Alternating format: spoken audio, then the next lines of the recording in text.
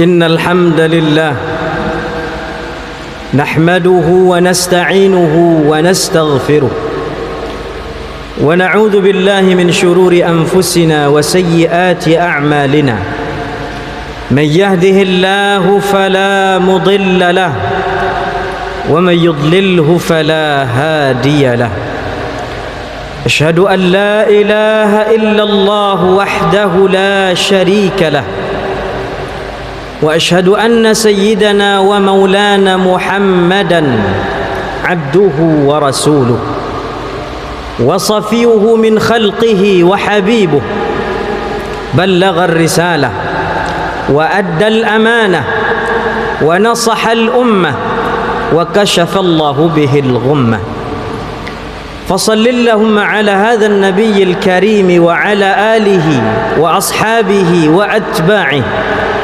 ومن اهتدى بهديه واستنى بسنته إلى يوم لقاء ربه أما بعد فيا عباد الله أوصيكم ونفسي بتقوى الله وطاعته فقد فاز المتقون ثم اسمعوا قول الله تعالى في القرآن العظيم وهو أصدق القائلين أعوذ بالله من الشيطان الرجيم بسم الله الرحمن الرحيم يا أيها الذين آمنوا اتقوا الله حق تقاته ولا تموتن إلا وأنتم مسلمون ثم قال النبي صلى الله عليه وسلم اتق الله حيثما كنت وأتبع السيئة الحسنة تمحها وخالق الناس بخلق حسن صدق الله العظيم وصدق رسوله النبي الكريم ونحن على ذلك من الشاكرين والشاهدين والحمد لله رب العالمين. Ungkapan syukur kita awali khutbah yang mulia ini sebagai bentuk terima kasih kita kepada Allah Subhanahu wa taala atas semua kebaikan Allah, atas semua kasih sayang Allah, atas semua anugerah Allah Subhanahu wa taala yang masih dititipkan kepada kita sampai pada detik hari yang penuh keberkahan ini. Padahal mungkin rasanya dalam setiap kemuliaan yang Allah titipkan, dalam setiap anugerah yang sedang Allah berikan, setiap itu kita menduakan bermaksiat kepada Allah. Kita lalai dan lupa dari Allah Subhanahu wa taala. Tapi Allah tak perhitungkan kesalahan kita. Allah tidak hitungkan dosa kita. Siang ini masih Allah berikan kebaikan-kebaikan itu. Artinya Allah masih ingin kita menjadi hambanya yang pandai bersyukur. Alhamdulillahi Rabbil Alamin. Salawat dan salam kita kirimkan kepada Rasulullah Muhammad sallallahu alaihi wasallam. Allahumma salli ala Sayyidina Muhammad wa ala ali Sayyidina Muhammad. Hadirin jamaah Jumat yang dimuliakan Allah Subhanahu wa taala. Ketika sampai Nabi Musa alaihi salam dan seluruh pengikutnya min Bani Israel, dari Bani Israel, di ujung daratan negara Mesir, ingin menyeberang sampai ke Palestina, lari dari kejaran Fir'aun dan bala tentaranya. Di ujung daratan Mesir itu, di hadapan mereka terbentang luas Laut Merah. Sementara di belakang mereka Fir'aun dan seluruh pasukannya siap untuk menangkap, menyiksa dan membunuh mereka. Dengan keputusasaan, dengan tanpa harapan, kaum Nabi Musa alaihissalam mengekspresikan keputusasaan mereka yang Allah ceritakan dalam Al-Quran. Apa kata mereka? Qala inna lamudrakun. Wahai Musa, inna lamudrakun, kita ini pasti akan ditangkap oleh Fir'aun dan seluruh bala tentaranya. Kenapa? Karena di hadapan kita Laut Merah luas terbentang, tak mungkin kita bisa menyeberanginya. Sementara jarak kita dengan jarak Fir'aun dan seluruh pengikutnya tinggal beberapa meter lagi. di tengah keputusasaan seluruh kaum Nabi Musa ini, Nabi Musa dengan tenangnya menepis, Nabi Musa dengan tenangnya menjawab apa yang mereka ungkapkan. Apa kata Musa alaihissalam? Qala kalla, sekali-kali tidak, sekali-kali tidak. Tak mungkin kita akan ditangkap oleh Fir'aun, tidak mungkin kita akan dibinasakan Fir'aun, tidak mungkin kita akan disiksa, dibunuh Fir'aun. Qala kalla, apa alasannya? Inna ma'iya rabbi sayahdin, karena aku memiliki Tuhan Allah subhanahu wa ta'ala, sayahdin, dialah yang akan membantuku. Tahun berlalu, musim berganti. Dua orang manusia paling mulia di dunia ini. Yang pertama, Allah jadikan dia sebagai habibuh, kekasihnya. Allah jadikan dia sebagai nabi terakhir, penutup risalah seluruh kenabian. Yang kedua adalah sahabat dari manusia mulia ini. Mereka adalah Sayyiduna wa Maulana Muhammad sallallahu alaihi wasallam dan sahabat beliau Sayyiduna Abu Bakr As-Siddiq radhiyallahu anhu arda. Bersembunyi dari kejaran Quraisy Al-Jahiliyah ketika perjalanan hijrah meninggalkan Makkah menuju Madinah Al-Munawwarah, bersembunyi di tempat sempit di puncak bukit kita kenal dengan Ghar Thur, Goa Thur. Berharap dengan persembunyian mereka yang terpencil itu tak akan mungkin mereka akan ditemukan oleh Quraisy dan seluruh musuh-musuh Islam kala itu. Tapi ternyata Allah berkata lain.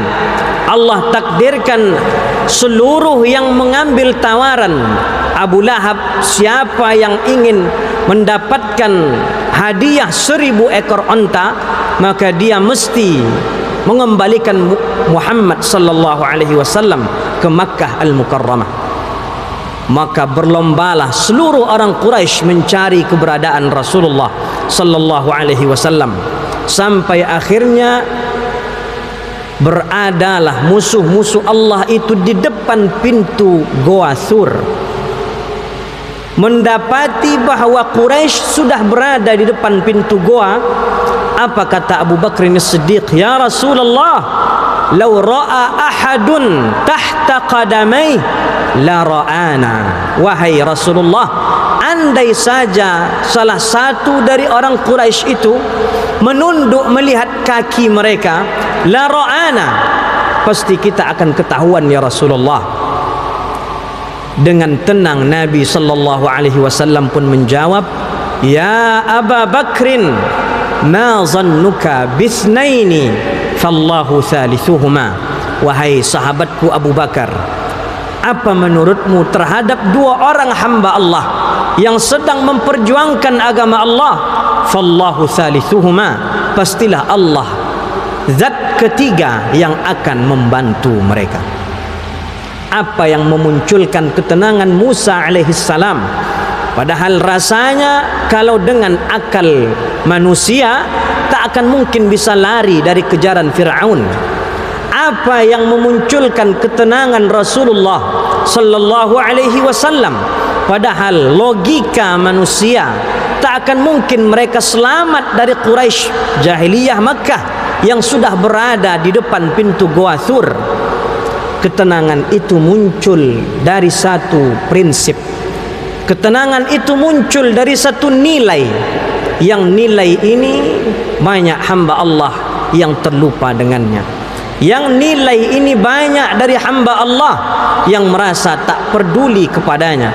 Nilai itu adalah husnuz zanni billah, husnuz zan kepada Allah subhanahu wa ta'ala, yang membuat Musa menjadi tenang, yang membuat Rasulullah sallallahu alaihi wasallam menjadi tenang, tidak memikirkan apapun selain hanya kepada Allah, walaupun lawan di depan mereka, walaupun lawan akan mendapati mereka. Yang membuat dua hamba pilihan Allah ini menjadi tenang, husnuz zanni billah, adalah baiknya sangka mereka kepada Allah subhanahu wa ta'ala. Sehingga apa yang Allah balaskan kepada Musa alaihissalam, yang sudah berprasangka baik kepada Allah, yang sudah berhusnuzan kepada Allah subhanahu wa ta'ala, fa'auhayna ila Musa anidrib bi'asakal bahr, maka kami wahyukan kepada Musa anidrib bi'asakal bahr, agar ia pukulkan tongkatnya kepada lautan. Fanfalaq, maka lautan itu pun terbelah.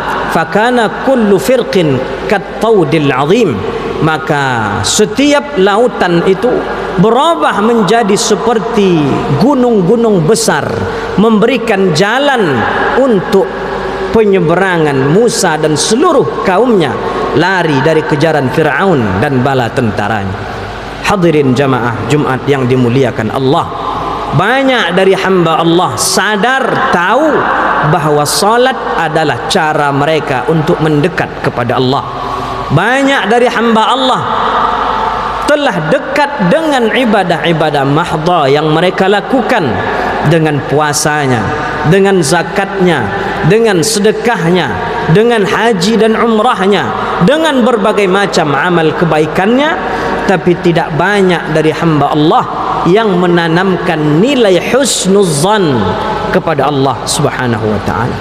Padahal berbaik sangka kepada Allah ini adalah al-ibadah miftahus sa'adah, satu ibadah yang menjadi kunci kebahagiaan dunia dan bermuara kebahagiaan di akhirat. Hadirin jamaah yang dimuliakan Allah subhanahu wa ta'ala, mengapa kita mesti berhusnuzan kepada Allah? Mengapa kita berbaik sangka kepada Allah subhanahu wa ta'ala? Karena syaitan, karena iblis tak akan pernah diam untuk menjauhkan kita dari Allah. Ketika hendak melaksanakan salat, dia datang menggoda kita untuk meninggalkan salat. Bisa dilawan, dilaksanakan salat Jumat insyaAllah pada hari yang penuh berkah ini. Ketika hendak berpuasa, syaitan iblis datang menggugurkan niat kita berpuasa, tapi bisa kita lawan sehingga puasa Ramadan bisa dikerjakan.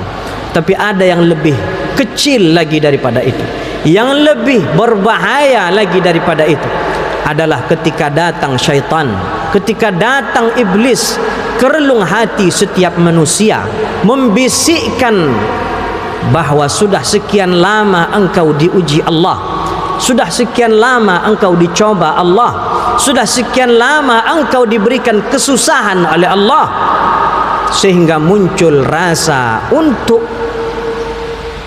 tidak menerima ketetapan Allah subhanahu wa ta'ala, sehingga muncul rasa untuk su'uzzan, berburuk sangka terhadap takdir dan ketetapan Allah subhanahu wa ta'ala.